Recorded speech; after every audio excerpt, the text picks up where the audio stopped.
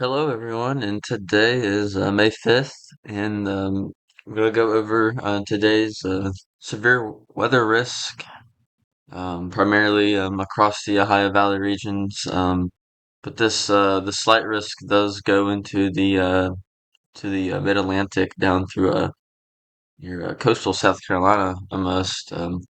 We have this sort of marginal from Wilmington, North Carolina, all the way up to Cleveland and Buffalo. So a nice sizable risk area here today. Further west here, we have a separate sort of risk here up to and then the enhanced risk here. I think a tornado-driven enhanced or was a hail-driven enhanced here across West Texas and far southeastern New Mexico.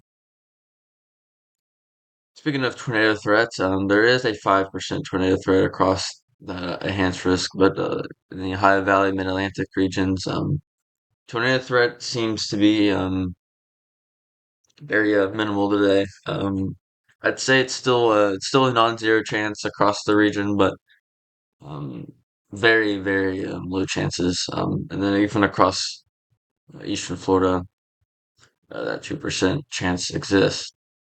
For wind risk here, we have that 15% risk, essentially highlighting that slight risk again, from Virginia Beach up through essentially East Cleveland here. Um, that wind threat exists here, and that hail threat here. Um, Possible hail all the way through Eastern Virginia, through northeastern North Carolina, and then hail across the, eastern Ohio, western PA, and across the north central West Virginia here. I think the hail risk across here um, needs to be watched.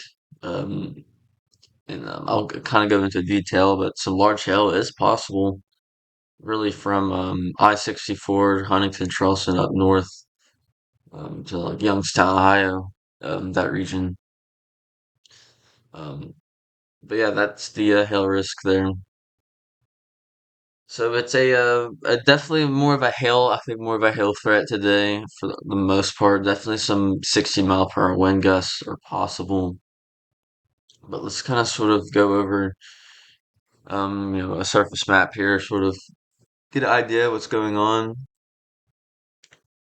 Well, we can see our shortwave sort of closed low, part of the a mega block, which is just sort of a pattern where we have troughing out at our west here.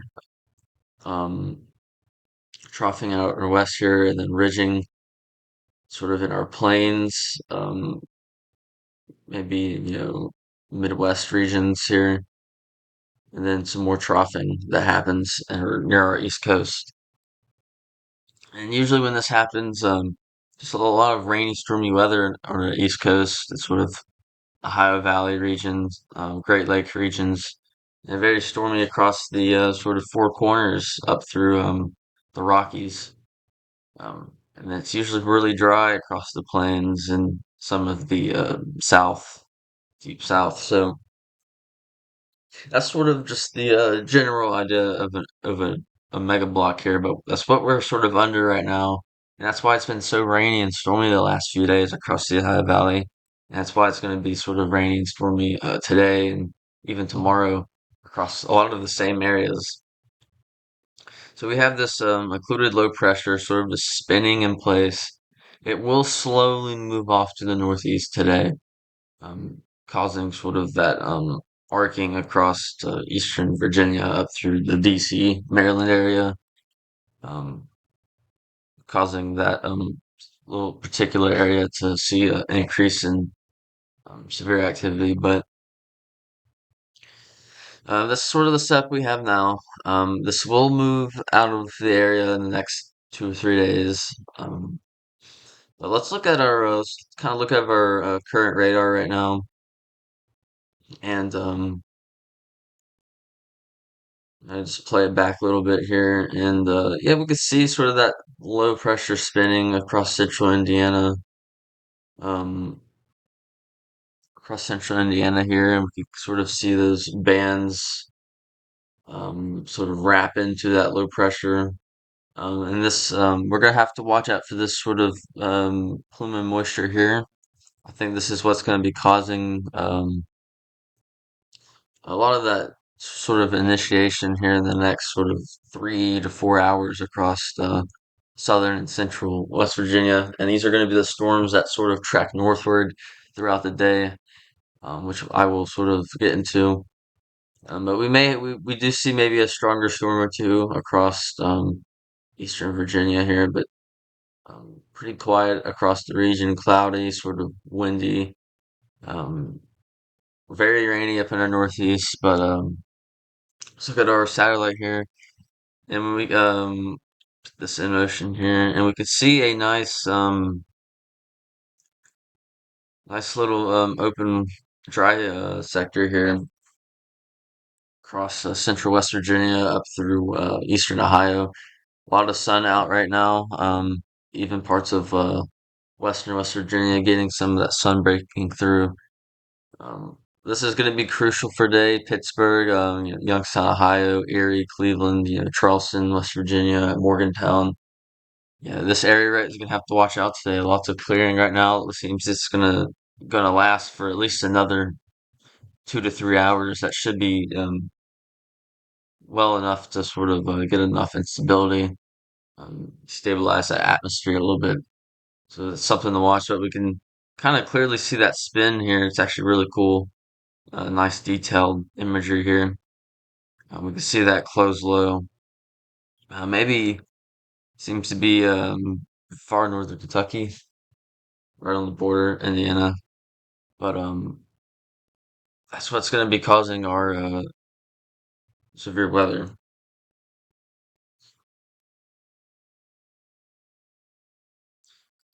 So I'm gonna sort of compare our surface observations right now to what the models are sort of showing, and I'll be taking sort of Charleston, Pittsburgh, Cleveland, those sort of three areas really, maybe Parkersburg as well.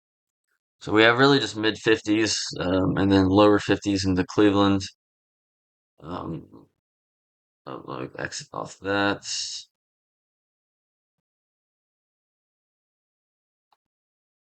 So yeah, here we go. Here, mid 50s, and then sort of lower 50s in Cleveland. Doing pretty well across the region, temperature wise. Let's look at the NAM here.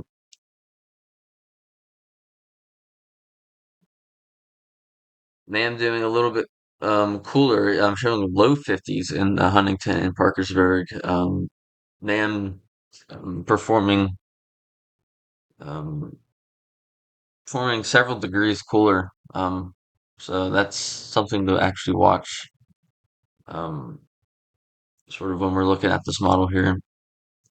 Let's look at this sort of our dew points here. We have a kind of mid 50s across, Western PA, lower 50s across much of central West Virginia, eastern Ohio. So let's sort of compare that to our HRRR here.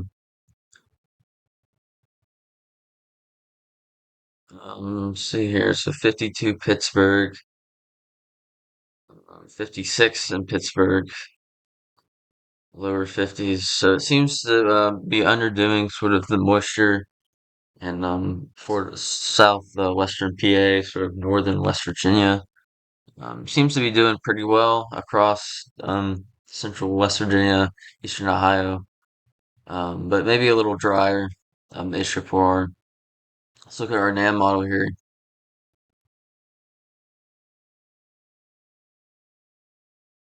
Okay, the NAM doing much better with the mid 50s across western PA and northern West Virginia, and doing a lot better with just overall dew points across West Virginia and much of Ohio here. So sort of opposites here with models, temperatures, and dew points.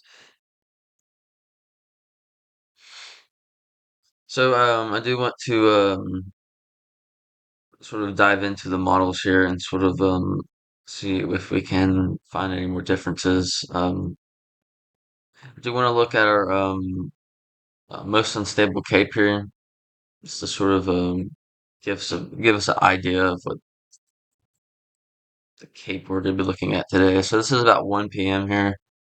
We can see sort of that thin sliver of around 750 joules per kilogram, 1,000 joules maybe pushing it, but we can see that sort of thin sliver of instability setting up across really just the western West Virginia, eastern Ohio. And we can see even better instability across the central PA, northern PA especially. If we move on a little bit in the afternoon here, about 5 p.m., we can see the bulk of that instability across southern PA and sort of northeastern Ohio. So let's look at the NAM real quick, sort of just compare with the NAM, see what's going on. The NAM is very bullish on instability, especially in the last several weeks. But let's see here. So the NAM has that sort of thin strip of instability further west, sort of in Charleston, Beckley, up through Parkersburg, Wheeling, up through eastern Ohio. Instability is a lot greater, greater coverage across much of, looks like a muster of central PA and western PA here. Values even approaching 2,000 joules per kilogram.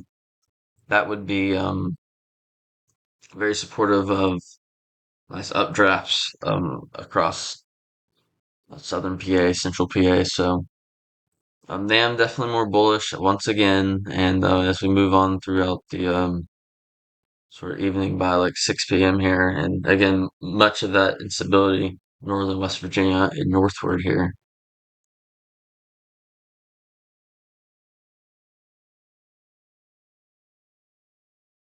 Let's look at another sort of ingredient that's going to be key today here, and this is going to be our sort of 0 to 6 kilometer shear here. Again, most of this shear is going to be in our upper atmosphere, our 3 to 6 kilometer range. Not much of the shear is going to be surface based, hence why our tornado risk is almost non-existent today. There's still a risk. It's non-zero. I'd say it's about 1% or less, but um, with no surface winds and no turning, a little turning in the winds, um, it's just hard to do that. But this is another sort of tool here. This is sort of going to be important with our hail threat today and our wind threat today here. So this is our HRRR model here, and as we move on, sort of early afternoon here, we can see our nice little sort of pocket of 40 to 50 knot winds, bulk shear across central West Virginia, northward across western PA, much of Ohio here. So we can see already with HRRR, remember our sort of thin strip of instability was across western West Virginia and sort of eastern Ohio. It matches well with our bulk shear here, when initiation should be taking place by 2 p.m. Um, so definitely any sort of established storm that takes full advantage of the environment, we'll probably see 1.5 to 2 inch hail possible. 60-mile-per-hour winds, it's very well possible. Starting as early as I-64 across Huntington, Charleston, um, down to maybe this around the Sutton region here, northward. So as we move on to the evening here, a lot of that sort of shear moves on northward to sort of western PA and much of Ohio here. Let's look at our NAM model here, sort of get an idea of what this is saying here.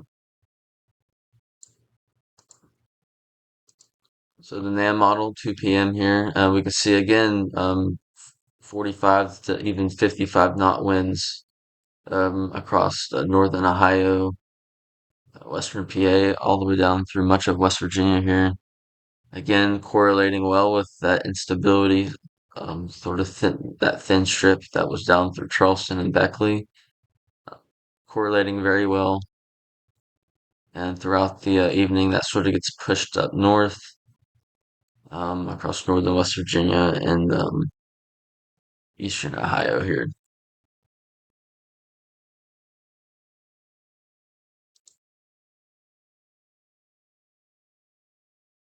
So, something I do want to talk about here. I'm going to go ahead and look at our reflectivity and look at some soundings here and sort of talk about why I think the hail threat across um, central West Virginia all the way up through the Pittsburgh, Youngstown, Ohio sort of region here, Parkersburg. So let's sort of go in time here. And if we can see on radar, remember that sort of thin strip of um, moisture here across the coal fields. I said that I was going to sort of be the initiation of the storms. Let's see that, and also let's notice the sort of banding going on here, convective banding going on here across southern Ohio and western West Virginia. See if the NAM sort of picks that up. The NAM doesn't really have that across that region here, but we do see that sort of batch of moisture here. And as we move on into the afternoon, by 2 o'clock, let's go to 1 o'clock here. We can see um, the convection start to bubble up here across southern West Virginia. And if we take a sounding here around Charleston, West Virginia here, see what we're dealing with here. Um, First off, we can see our surface cape are near 1,000. Our big Slayer cape just above 500. Not really impressive. A lot of this cape is at our 3 kilometer level here.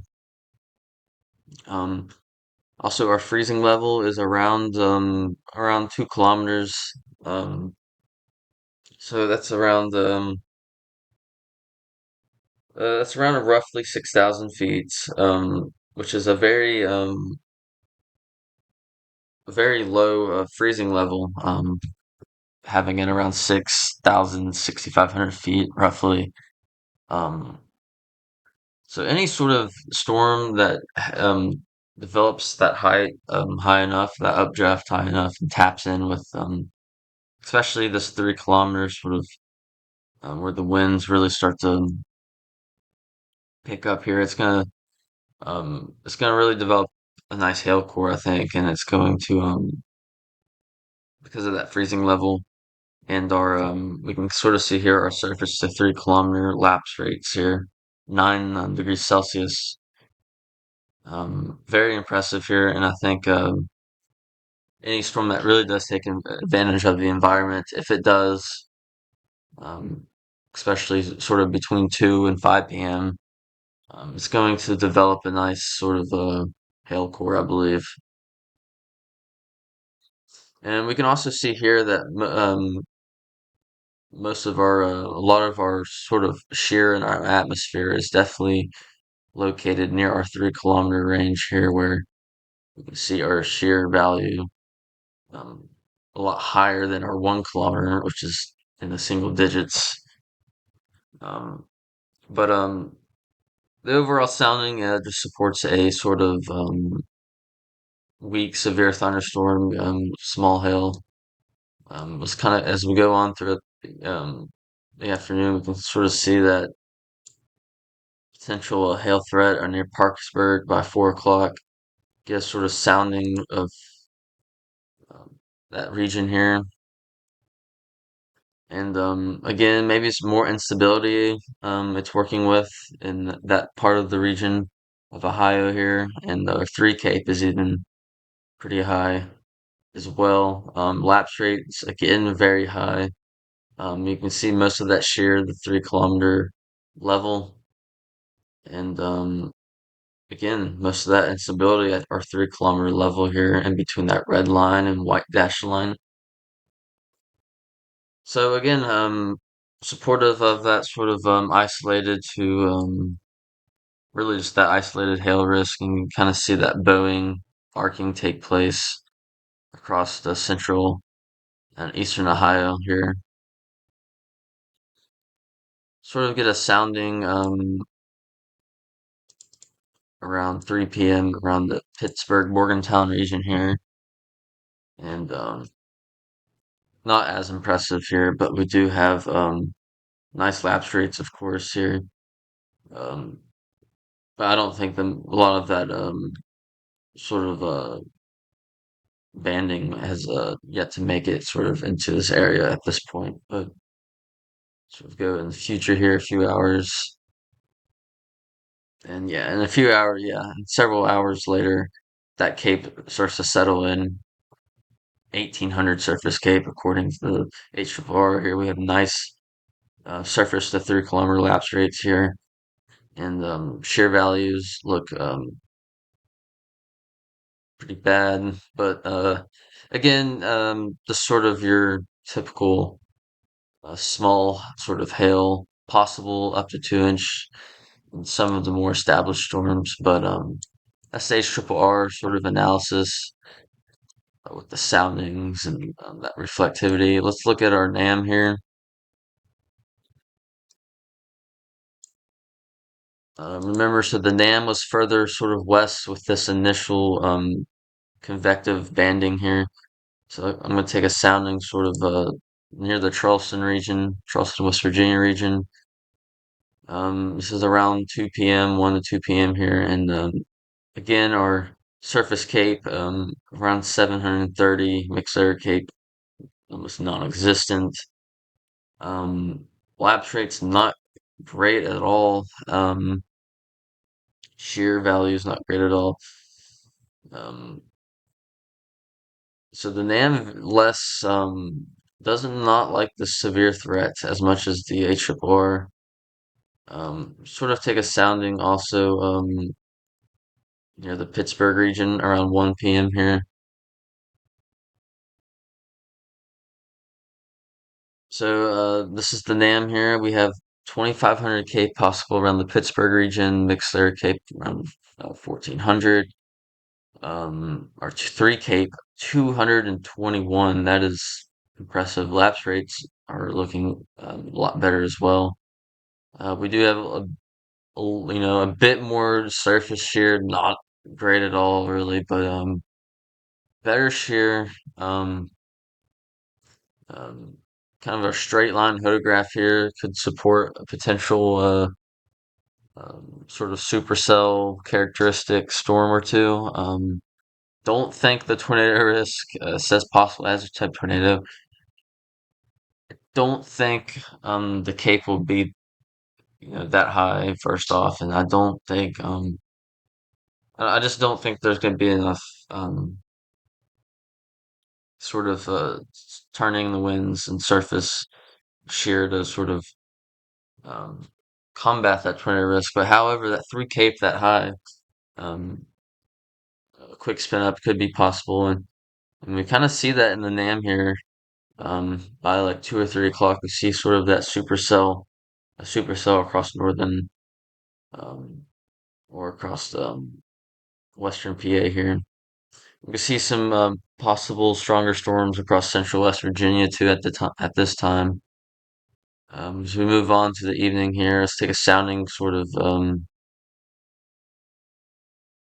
northeastern Ohio here.